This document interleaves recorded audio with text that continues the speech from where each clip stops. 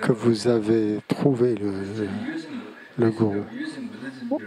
Au lieu d'utiliser le bouddhisme pour discipliner votre esprit, en fait, ça fait exactement le contraire.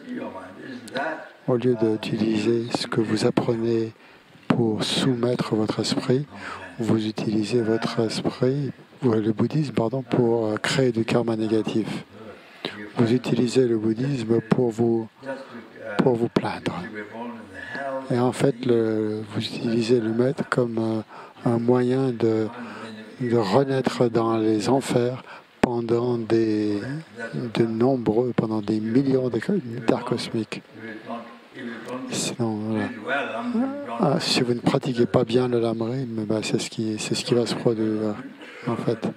Si vous ne le lisez pas bien, si vous ne comprenez pas, si vous ne le mettez pas en pratique, c'est ce qui va arriver. Même si vous avez étudié de nombreuses philosophies, courants philosophiques, pour devenir geshe, pour devenir expert, pour avoir un nom, pour avoir une réputation ou du pouvoir, en fait, ça ne vous discipline pas. En fait. Vous n'utilisez pas les enseignements pour discipliner votre esprit.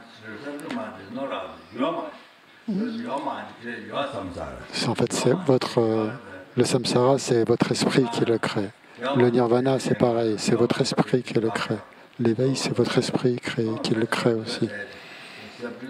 Donc c'est pour ça que le Bouddha a dit qu'il fallait discipliner son esprit, ne pas commettre la moindre action négative, et effectuer uniquement des actions positives et maîtriser son esprit, ou discipliner son esprit. Ça, c'est l'enseignement du Bouddha.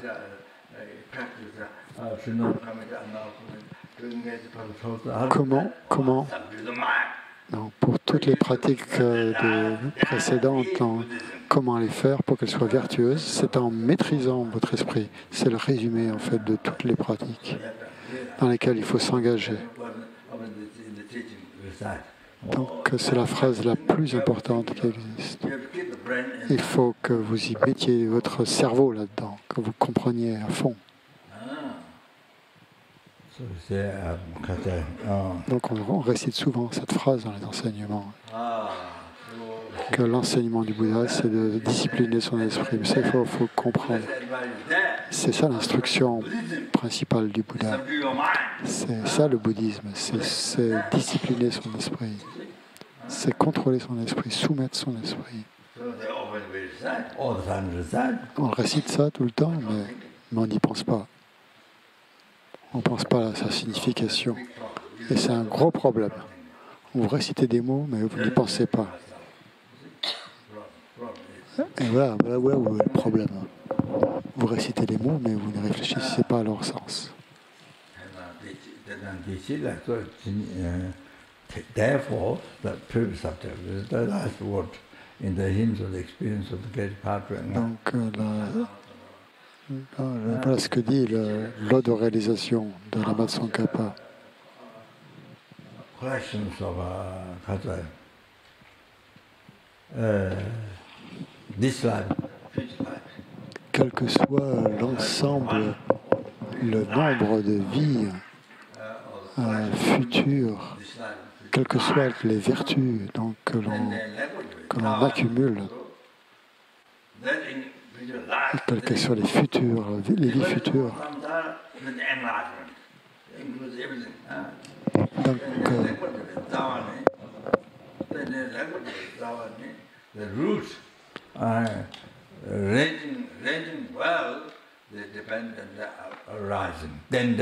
la racine, en fait, de tout, c'est la production dépendante. Tenjal Tenjung.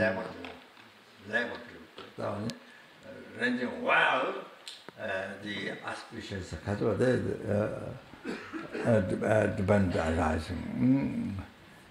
The roots of the ranging well, the depend rising, then the language of the town, London Shingatam Babai. Babai with much effort, it says here, look here, much effort. Donc il faut faire énormément d'efforts à comprendre cette production dépendante. Il faut se demander Pourquoi les efforts doivent venir de votre esprit. Ça vient de vous.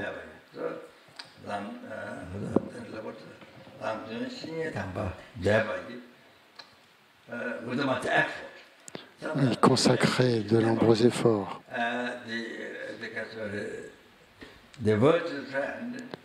Donc l'ami vertueux qui vous révèle la voie, qui vous guide sur la voie vers l'éveil, qui vous révèle la voie,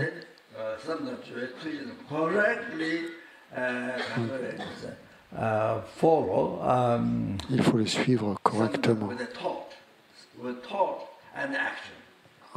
en pensée et en action. Il faut le suivre en pensée et en action. Il faut suivre l'ami spirituel en pensée et en action. Il faut le suivre correctement.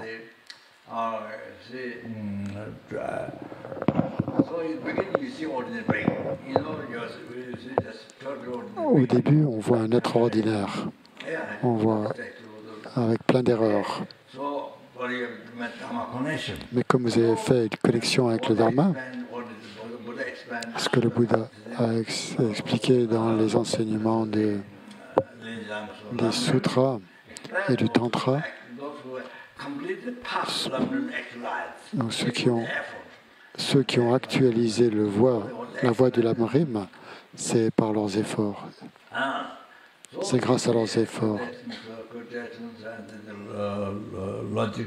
Donc il y a de nombreuses citations, de nombreux raisonnements. Donc il faut les utiliser avec beaucoup d'efforts de votre propre côté, par votre esprit. Et graduellement, vous serez capable de voir le gourou comme un Bouddha. Les innombrables Bouddhas du passé, les innombrables Bouddhas du futur, les innombrables Bouddhas du présent, toutes ces actions, en fait, les actions du maître sont le Bouddha. Donc, en action et en pensée. Donc, en pensée, ça veut dire qu'il ne faut jamais avoir la moindre colère envers le maître et on n'a que de la dévotion. Donc, ainsi, on accumule de grands mérites et c'est ça la meilleure des purifications. Chaque jour, chaque minute, avec cette dévotion,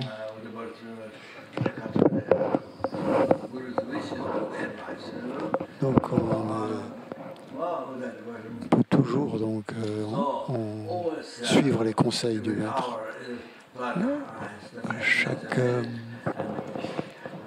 Chaque heure, on accumule de très vastes mérites. Sinon, c'est comment suivre la maître spirituelle. C'est la purification la plus forte, en fait, qu'il puisse y avoir. La dévotion au maître, par la pensée. Quand vous avez la dévotion, vous pouvez ensuite la mettre en action. Quand vous l'avez par la pensée, vous pouvez ensuite la mettre en action. Donc l'action principale, c'est de suivre, d'obéir au conseil du gourou, à ses instructions. C'est ça la chose principale. L'action principale, c'est de suivre ce qu'il vous dit. On peut aussi lui offrir des services, le servir, ce qu'on appelle Nyewa Kurti. Ça veut dire quand on offre des choses au maître, en fait, on accumule un grand mérite.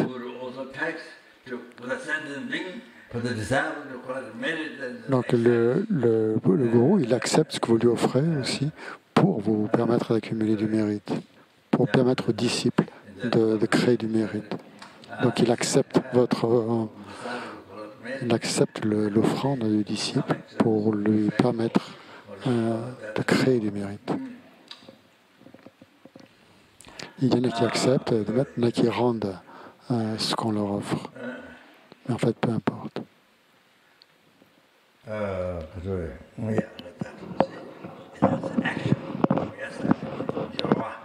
Donc, Jorwa, c'est l'action. L'action.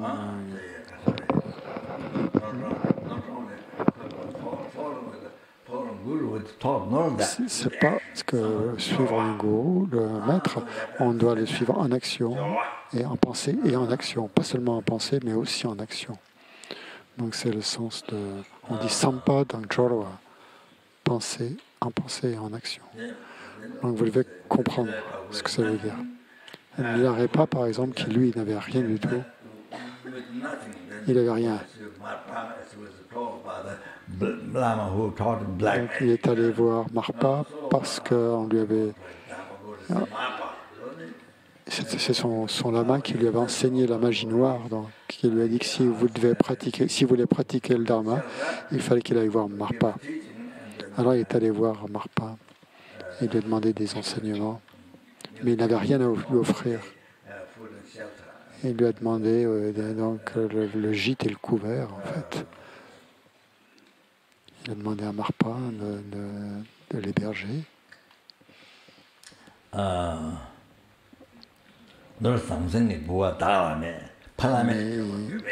Mais il n'avait rien à lui offrir.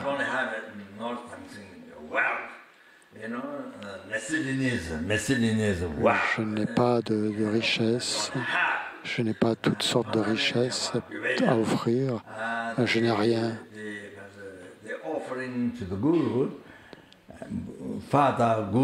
L'offrande au maître, au père,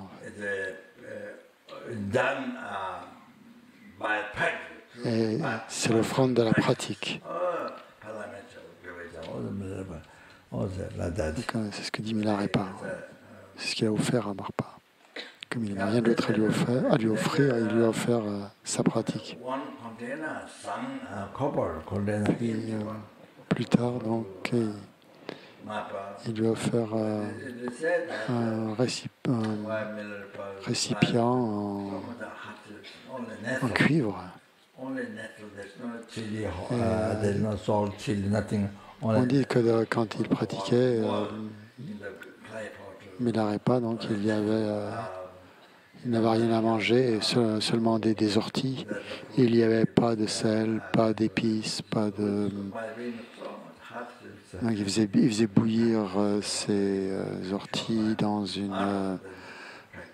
un pot en argile, et il n'avait rien d'autre à mettre dans son pot que des orties. Pas de sel, pas de condiments, rien du tout.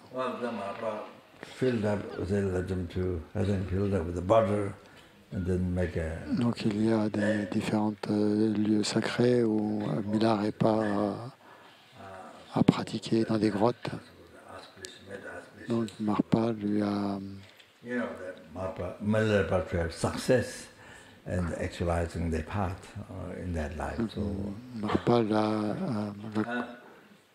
lui avait donné du beurre pour offrir des lampes, et aussi un grand pot.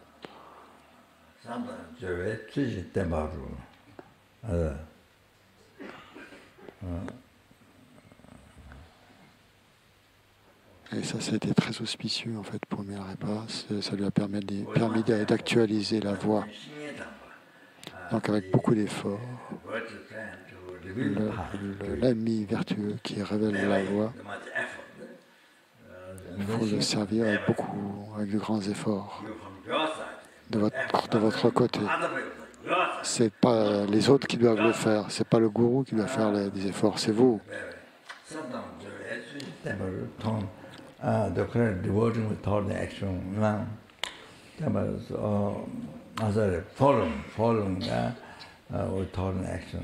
Donc il faut suivre le maître en pensée et en action.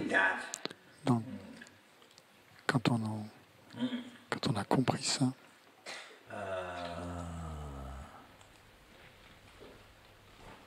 quand on a vu ça,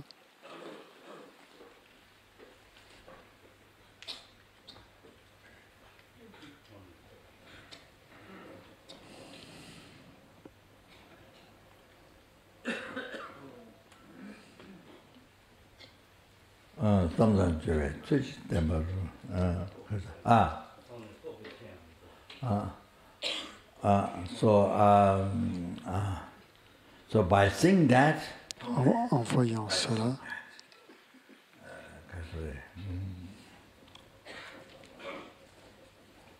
by seeing that, so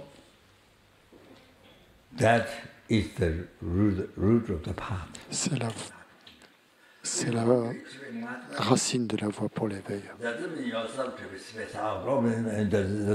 Si vous voulez atteindre l'éveil, donc il ne faut pas planer. En fait, vous devez vous-même donc pour atteindre l'état d'éveil le plus élevé. Donc, pour atteindre l'éveil, c'est pour les êtres innombrables. En fait, c'est pas comme prendre des drogues, hein, ou pour planer. Les gens qui ont beaucoup de problèmes, là, ils prennent refuge dans l'alcool, ils en boivent. Donc jusqu'à les gens deviennent complètement ivres. Et donc c'est pas comme ça qu'il faut faire. Hein. On ne va pas s'enivrer. Ça résout pas les problèmes.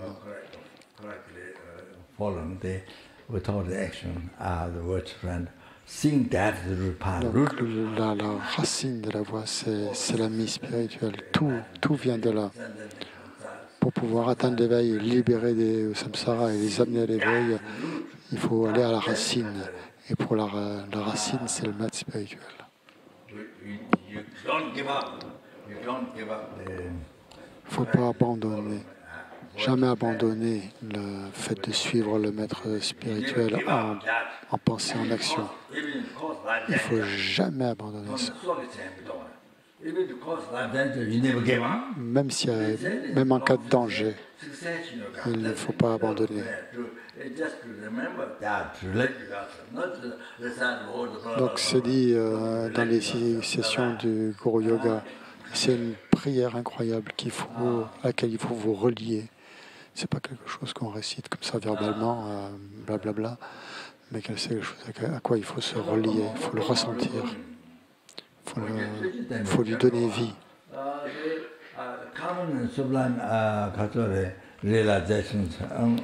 Donc toutes les réalisations, aussi bien communes que suprêmes, que la réalisation suprême, toutes les réalisations.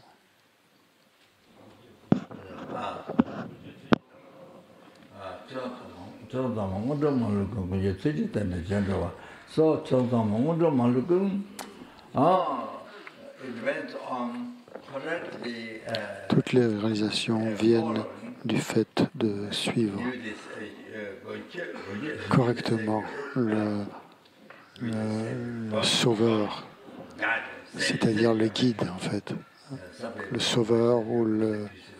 Il y a des gens qui n'aiment pas le mot sauveur parce que ça fait un peu chrétien, mais moi j'aime bien ce mot et je l'utilise, je traduis gun par sauveur au lieu de guide.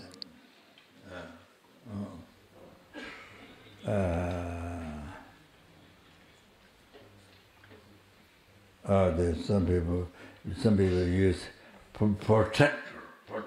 y en a qui utilisent le mot protecteur aussi.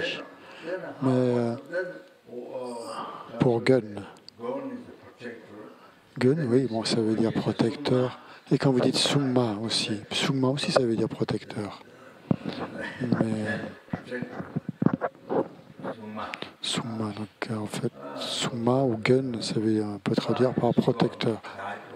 Mais moi, j'utilise guide plutôt ou sauveur pour traduire gun.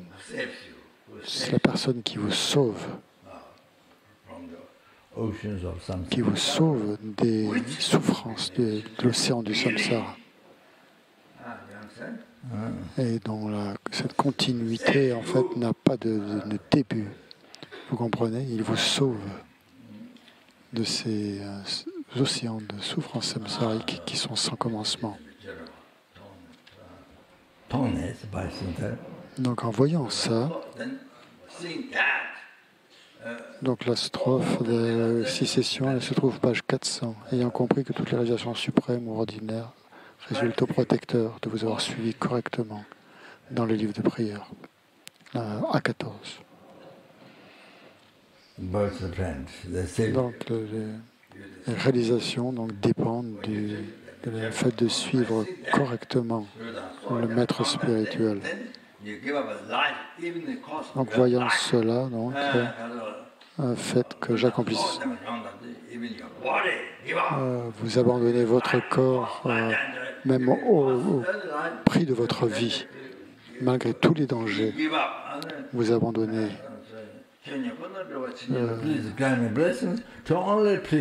Et vous dites, accordez-moi votre bénédiction pour que je n'accomplisse que ce qui vous plaira. Donc ça, c'est dans la pratique des 6 sessions. Les gens des occidentaux n'aiment pas cette pratique des 6 sessions du Guru Yoga. Ils sont si intelligents. Ils sont si intelligents pour atteindre l'éveil et ils abandonnent ça. Ils ne le disent pas, mais en fait, ils disent pas, ce qu'a conseillé en fait Vajradhara, c'est faux, c'est pas juste. Ils pensent qu'ils sont plus intelligents que Vajradhara. Même si c'est un engagement, même si c'est une promesse qu'on a faite, c'est pas grave. Ils font comme ça. Donc ce que dit la Tsongkhapa, en fait, ce que je récite, c'est pas encore fini, en fait. C'est trop. Ils pensent que c'est trop extrême ce que dit Vajradhara, que c'est erroné. C'est un extrémiste. Donc là, c'est une prière incroyable qui est donc page 400 dans le livre de prière. A14. C'est une prière qu'il faut réciter au quotidien, donc qui fait partie des 6 sessions.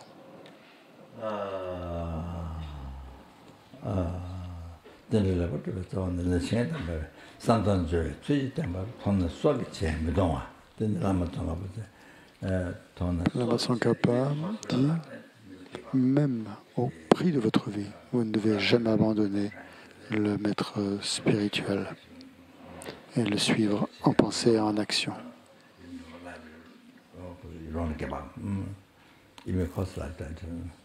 Même au prix de votre vie.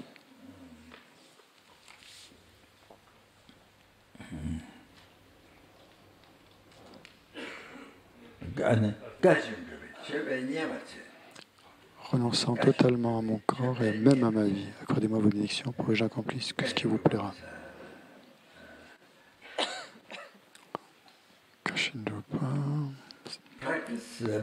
Ça veut dire pratiquer, mais en fait plutôt accomplir que pratiquer, Drupa.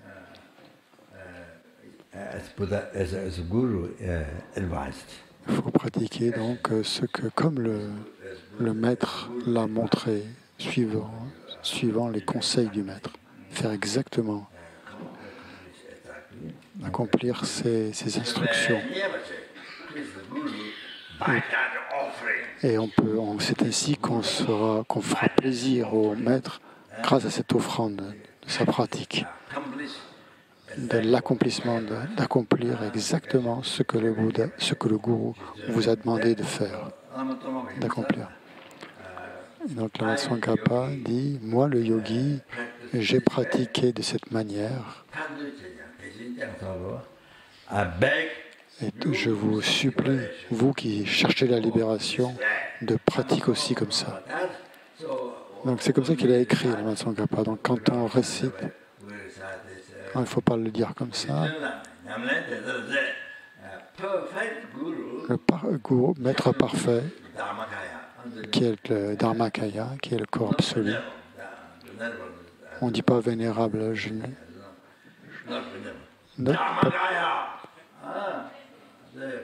oui. Pas bénévole.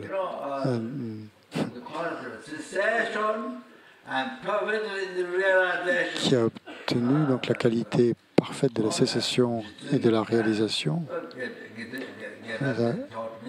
Geshe Rabten, donc quand il m'a enseigné, quand il m'a donné un lung, donc peut-être un commentaire sur de Jetsun Chökyi Gyaltsen sur le sens du mot.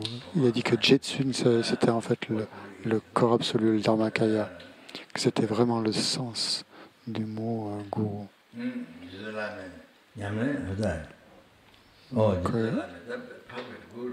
Donc quand on parle de Jetsun Lame, c'est-à-dire le gourou parfait.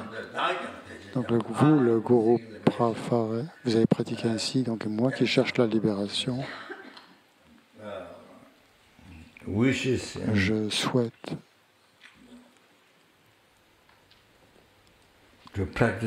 pratiquer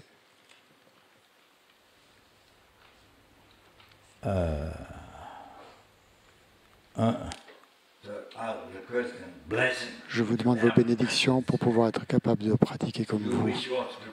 Je souhaite pratiquer de cette manière, donc vous demandez la bénédiction si vous souhaitez pratiquer comme nous. Donc c'est comme ça qu'il faut lire la strophe. Donc moi qui cherche la libération,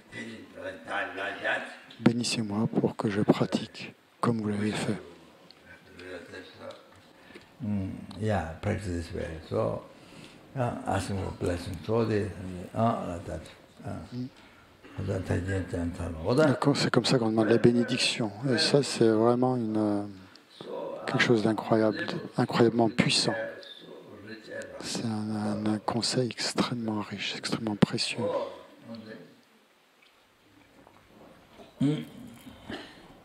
Ok.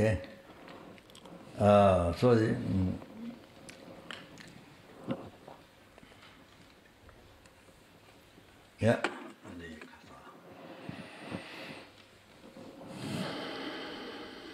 then 가져야지.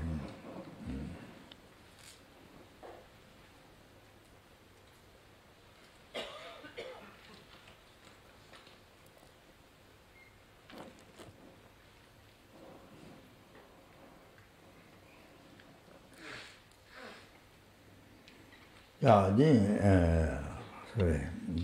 가서 today the 가서 kindness of sending.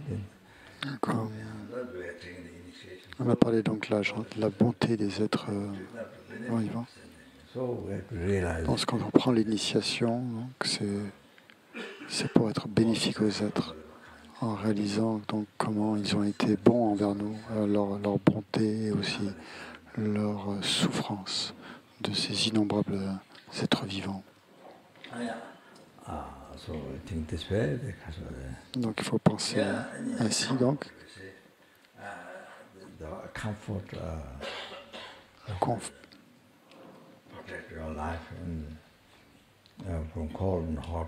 Le confort donc que l'on recherche pour protéger notre vie du froid, du chaud, avoir un gîte, avoir un abri. On a beaucoup de on a tellement de confort et d'innombrables êtres sont tués et souffrent pour notre confort.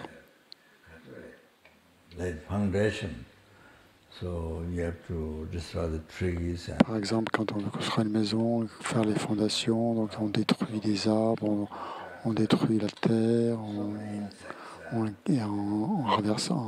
bouleversant la terre, on tue de nombreux insectes, des fourmis, parfois des souris.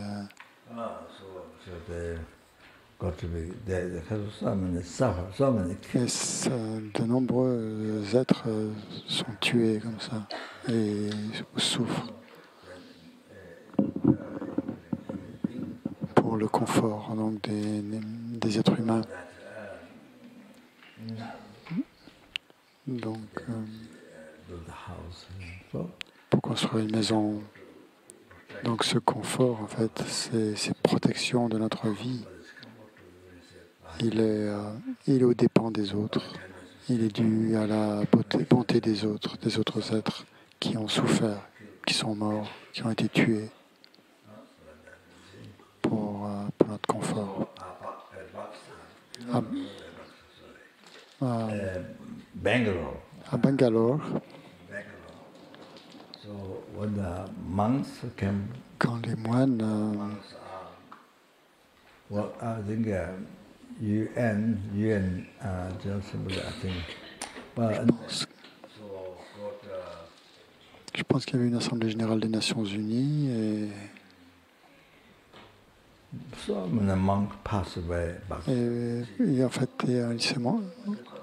de nombreux moines sont morts à Paksa à cause de la tuberculose. Parce il faisait tellement chaud. C'était vraiment malsain comme climat.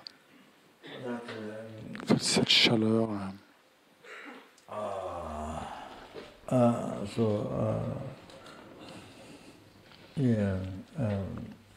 There was condition that. So anyway. Donc les conditions étaient très très dures. Donc les moines ont vécu là-bas pendant 10 ans. Et moi j'y suis resté 8 ans.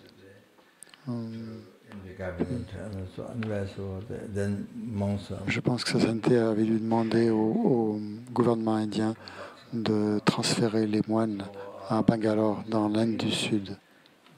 Donc les moines, au début, on leur a donné des terrains, et ils ont dû cultiver, en fait, comme les fermiers indiens, comme les agriculteurs. Donc les moines ont dû brûler les buissons. Au début, ils devaient travailler comme des fermiers, comme des agriculteurs. C'est pas maintenant, bien sûr. C'était ça il y a longtemps, au début. Et il y avait un soufflet, il y a un sifflet.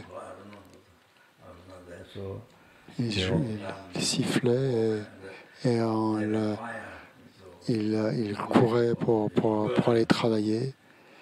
Et il mettait le feu aux buissons.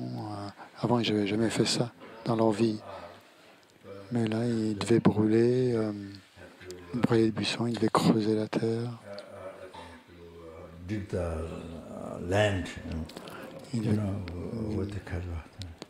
Avec des outils plats, avec des bêches. Donc il devait creuser la terre avec des bêches pour cultiver. Donc, Rinpoche demande comment on dit cet instrument, une bêche. So anyway, then Geshe En Geshe Rabten, la maison de Geshe Rabten, de mon maître, qu'on considère la maison du maître. Donc, quand on vient de loin, vous allez au monastère de Reponganden, la première chose qu'on voit, c'est la maison du maître, la maison de son maître, de son gourou. Ce qu'on appelle... Donc, et cette maison, c'est dans la maison du maître donc, que l'on apprend le dharma. Oui, c'est là où il vous enseigne le dharma. Donc, c'est où il vous donne toutes les instructions pour vous guider, débat et autres. Donc, il y avait un vieux moine dans la maison du maître. La dernière fois, Geshe Rabten, je suis allé voir Geshe Rabten quand il était en Suisse. C'est peut-être la dernière fois que je l'ai vu.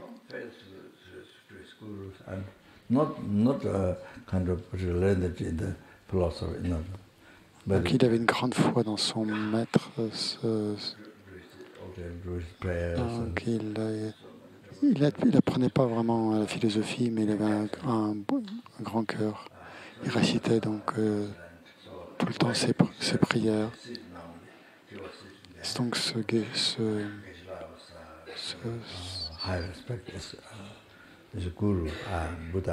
Gen Gerchen donc, était aussi en Suisse. Donc,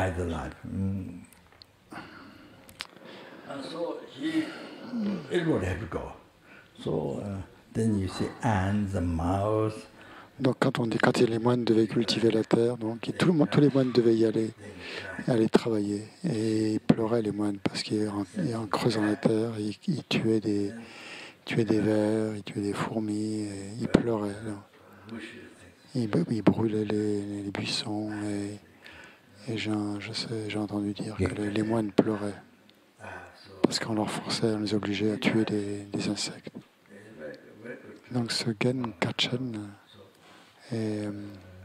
maintenant il est mort, c'était un moine très très bien, très bon moine.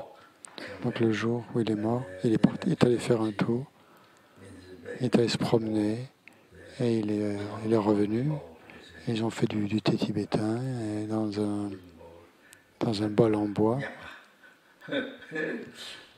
Ils ont fait du thé tibétain, nyempa, avec du beurre.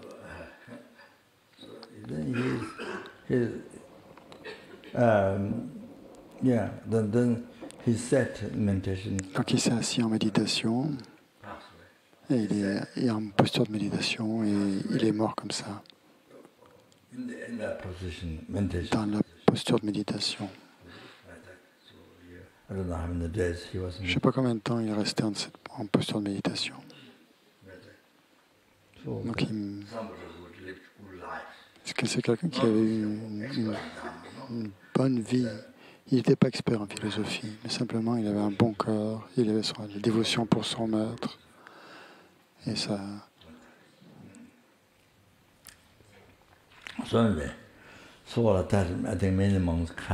Donc beaucoup de moines pleuraient de devoir tuer de nombreux insectes, d'êtres vivants. Donc les moines... Donc c'était pas le seul en fait. Bien d'autres moines pleuraient aussi de devoir faire ça.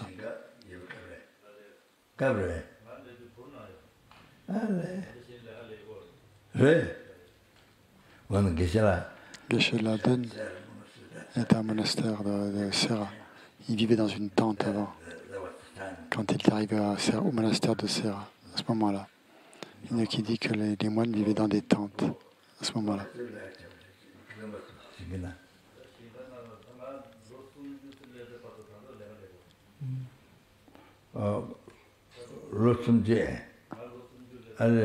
Pendant 3 ans, Geshe-la-den, ils ont dû travailler. Même après, même s'ils avaient plus de 30 ans, les moines devaient travailler dans les champs comme des fermiers. Donc ces moines qui arrivaient de Baksa, ils devaient travailler comme des agriculteurs en fait, dans les champs. Puis après, donc, ils ont pu faire des pujas, faire des débats, étudier, etc. Mais au début, donc, ils devaient cultiver la terre.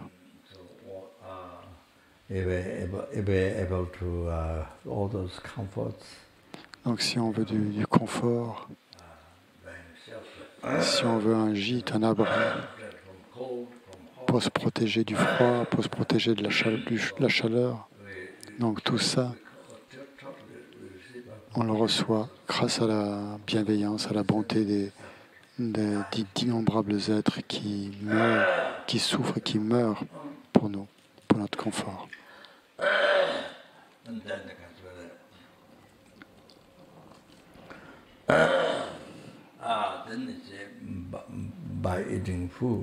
Quand on mange la nourriture, pour survivre en fait, grâce à la nourriture.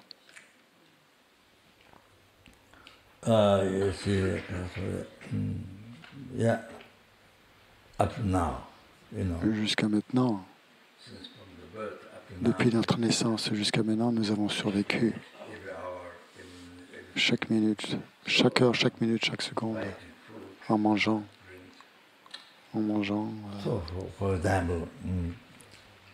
Et en buvant. Par exemple, pour un grain de riz, quand il pousse dans les champs, il faut faire beaucoup de travail pour un seul grain de riz. Donc je pense qu'au Népal, il y a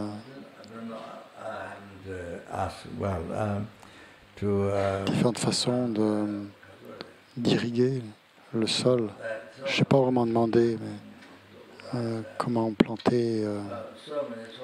Donc les gens travaillent tout le temps en fait pour cultiver. Et là, bien sûr, on tue de nombreux êtres vivants et ils souffrent aussi. Et aussi les êtres humains aussi travaillent extrêmement dur. Dans les pays occidentaux, il y a des machines qui font le travail. Mais au Népal, c'est tout à la main. Et les gens doivent travailler si dur, quel que soit le climat, qu'il fasse beau, qu'il fasse chaud, qu'il fasse froid. Rien que pour juste avoir du grain de riz. Donc ce grain de riz vient d'un autre grain de riz. Et c'est pour ça, pour avoir cette continuité de culture, donc il faut continuellement tuer des êtres vivants. Donc ce grain de riz vient de la continuité d'un autre grain de riz. Ce grain de riz précédent vient d'un autre riz. Et chaque fois, pour avoir un grain de riz qui vient d'un précédent, grain de riz d'un précédent, etc., il a fallu tuer de nombreux êtres vivants. Donc ça continue comme ça, c'est une chaîne ininterrompue. Même la continuité d'un seul grain de riz, donc ça continue sans cesse. Un grain de riz, un autre grain de riz, un autre grain de riz. Et chaque fois, de nombreux êtres pour la continuité de ces cultures du grain de riz ont souffert et ont été tués. Donc, combien d'êtres souffrent comme ça? Vous pouvez imaginer, on ne peut même pas imaginer. C'est impossible, c'est inimaginable. Donc pour simplement un grain de riz qu'on mange maintenant, pensez à combien d'êtres sont morts pour ça. La maquille.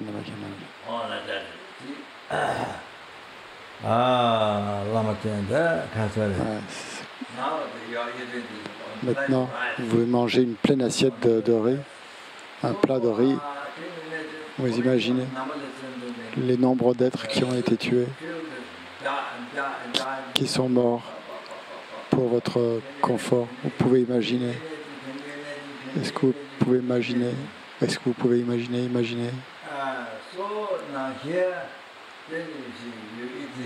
Maintenant, ici, quand vous mangez, donc moi aussi, je parle pour moi, mais on y mange.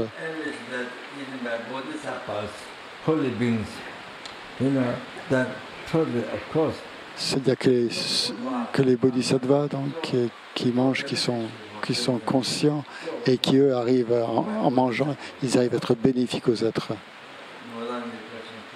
vivants. Quand les bodhisattvas mangent, ça, il n'y a aucune question là-dessus. Bien sûr, les Bouddhas aussi, c'est pareil. Donc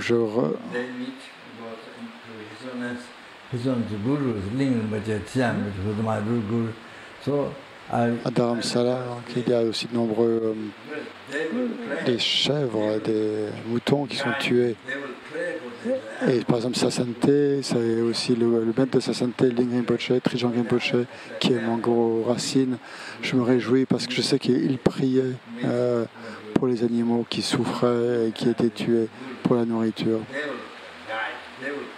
Donc et ces êtres, en priant pour eux, et en fait, il les guidait.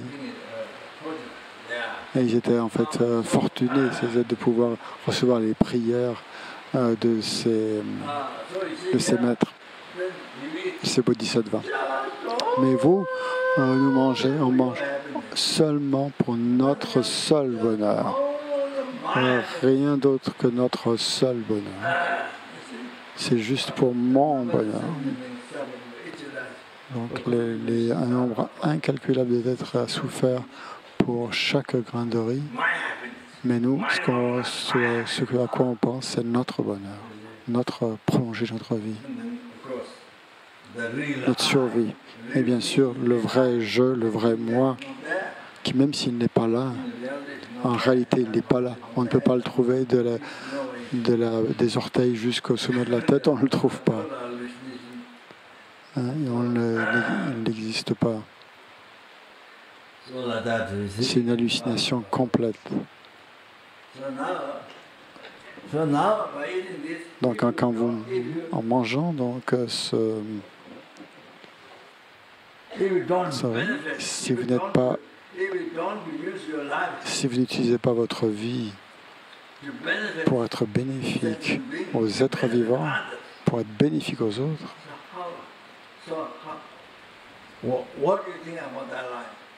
que pensez-vous de cette vie? Quelle sorte de vie est-ce que c'est?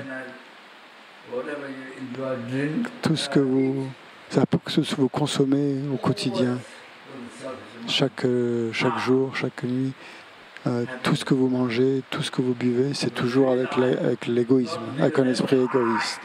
Tout ce qu'on recherche, c'est le bonheur d'un jeu qui n'est pas là, en fait, qui n'a jamais existé, qui est une complète hallucination.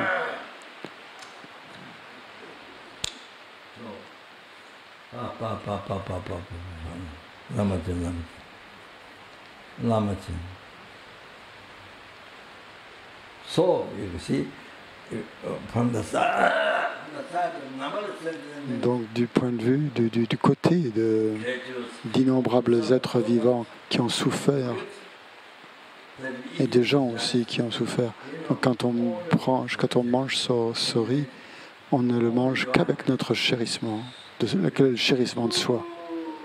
Ouais, c'est vraiment incroyablement égoïste, c'est vraiment cruel. Donc, c'est vraiment cruel de faire ça. De leur, comme si eux, ils vous voyaient, ils vous trouveraient extrêmement cruel. Ne pas avoir la moindre pensée d'être bénéfique aux autres.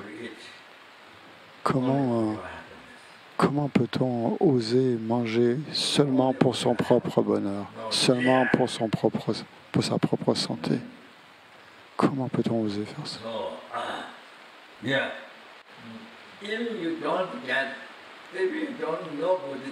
Même si vous ne connaissez pas, si vous ne savez pas ce que c'est que la bodhicitta, si vous ne savez pas ce que c'est que la vacuité, vous devez vivre une vie avec un bon cœur, avec le cœur envers les autres. Pas seulement les gens, mais aussi les animaux, tout ce qu'on voit avec le bon cœur. Se soucier des autres, prendre soin des autres, leur être bénéfique. Vous savez, comment? C'est impossible de vivre sa vie avec égoïsme tout le temps. Rien que pour vous. C'est la chose la plus terrible qui soit. C'est horrible. Horrible. Terrible. C'est horrible.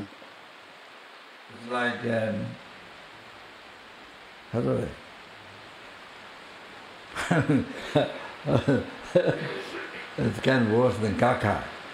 C'est pire que du caca. C'est pire que de la merde. Les substances fécales.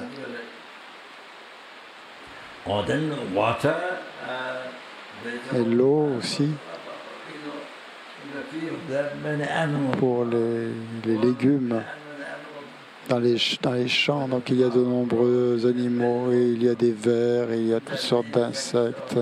Dans les fleurs, là où poussent les fleurs, là où poussent les légumes, et on met des insecticides qui les tuent sur les fruits, sur les légumes, pour tuer les insectes, pour tuer les parasites qui meurent, qui sont tués, de minuscules insectes qui vivent dans les légumes, comme ça. Une fois,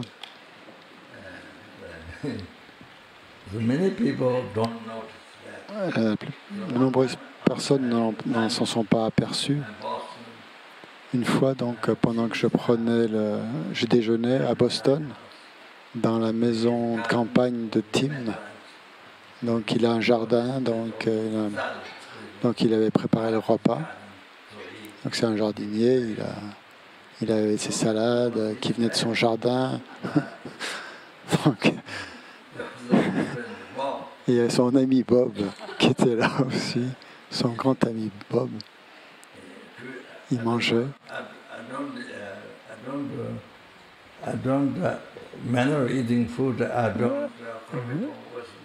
Donc la manière de manger la nourriture, moi je ne copie pas. Je ne copie pas forcément les Occidentaux. Même s'ils ont une bonne manière de manger, les Occidentaux, moi je ne copie pas les Occidentaux. Ils ont une sorte des fourchettes, pas des grenouilles. Hein. Frog, c'est grenouille et fork, c'est fourchette. Donc il s'est trompé dans les... Donc Bob, il mange comme ça, avec des délicieux. Et je voyais beaucoup de petites créatures sur les feuilles de salade. Sur la salade, donc je faisais d'essayer d'éviter toutes ces petites créatures. Et puis alors, Tim était à l'intérieur de la maison. Et il y avait Roger qui était assis là. Et puis Tim était à l'intérieur et je lui ai demandé de les mettre, de les mettre dans le jardin. Mais les gens, je pense qu'ils n'ont pas remarqué ça, que j'avais trouvé donc des insectes dans la salade. Je pense qu'en Australie, je pense que c'était à Sydney, dans la maison de Moon, où les gens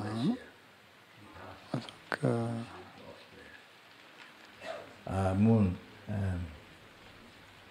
Donc elle est dans le centre de Sydney maintenant. Donc avant elle vivait en Malaisie autrefois. Maintenant elle vit à Sydney. Donc je faisais une retraite dans sa maison à Sydney. C'était presque comme un ermitage ou une grotte. Il n'y avait pas beaucoup de distractions autour.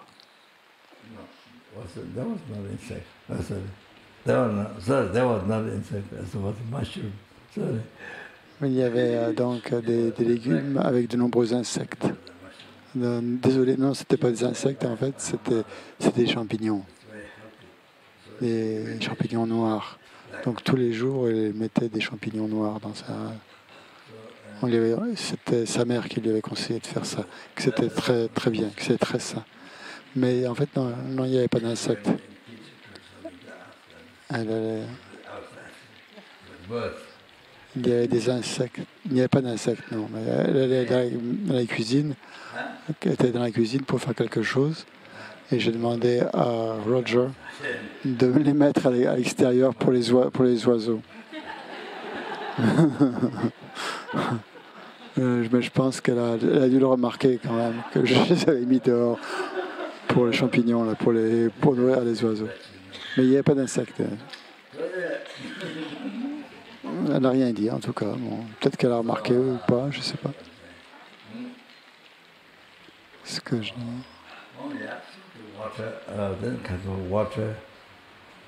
Donc, qu'est-ce que je disais? Oui, l'eau.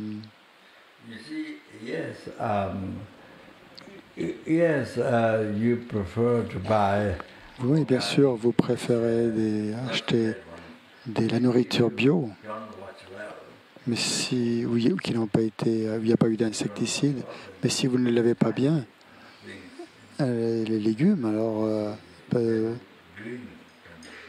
peut y avoir des. Ils ont l'air verts. Donc, mais il peut y avoir des vers à l'intérieur et parfois bien sûr parce comme on n'a pas utilisé d'insecticides il y a peut-être des vers à l'intérieur, donc il faut être prudent, faire attention parce que même donc, quand on utilise, ça amène des problèmes. Quand on utilise des insecticides, il y a des problèmes. Dans ce cas-là, bien sûr, on ne voit pas d'insectes parce qu'ils sont morts.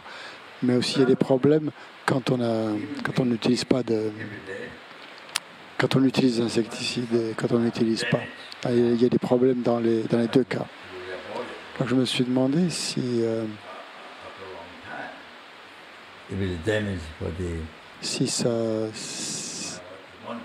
ça a des effets sur le corps après un certain temps. Parce que si ça tue les insectes, c'est sûr que ça doit avoir des mauvais effets pour le corps. Donc, comme vous mangiez bio ou que vous mangiez avec de la nourriture qui a été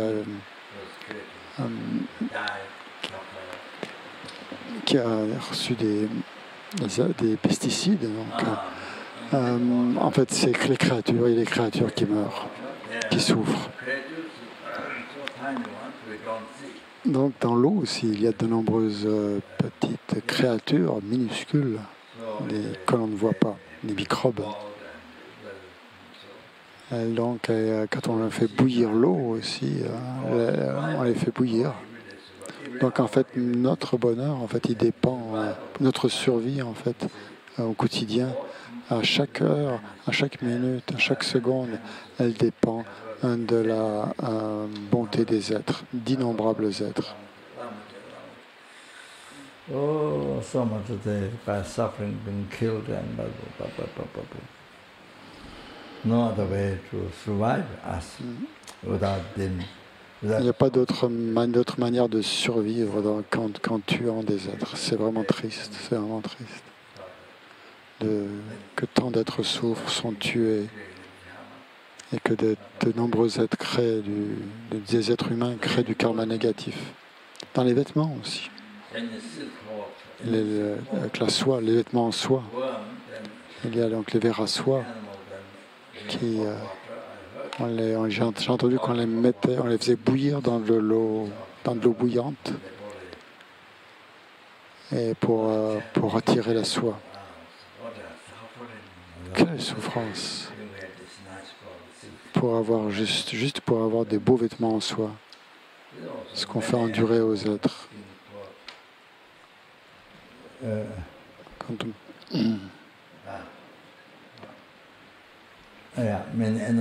Donc de nombreux animaux aussi. On porte aussi des habits faits à partir d'animaux pour se protéger du froid. On utilise des produits, des vêtements qui ont été produits par la peau animale, juste pour avoir chaud. Et ça crée beaucoup de souffrance.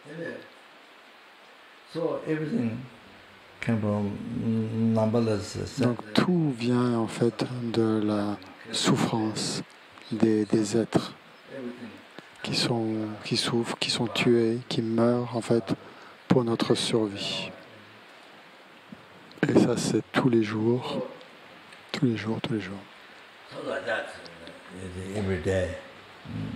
C'est comme ça tous les jours, chaque heure. Tout ce qu'on mange et on boit comme moi, et sans la moindre pensée, sans y penser. Et moi c'est pareil. Sans penser à être bénéfique aux autres. Donc maintenant, il faut que ça change. Maintenant, il faut pratiquer la bodhicitta. On a rencontré les enseignements du grand véhicule. C'est la bodhicitta, donc ça a du sens. Hein? Je recommence à faire ma comédie de l'Himalaya. La comédie des Himalayas, la comédie du solo combo de Namche Bazar. Je suis un comédien de Namche Bazar.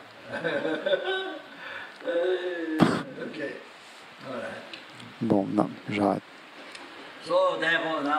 Donc, par conséquent, maintenant, je dois libérer les innombrables êtres des océans de souffrance samsarique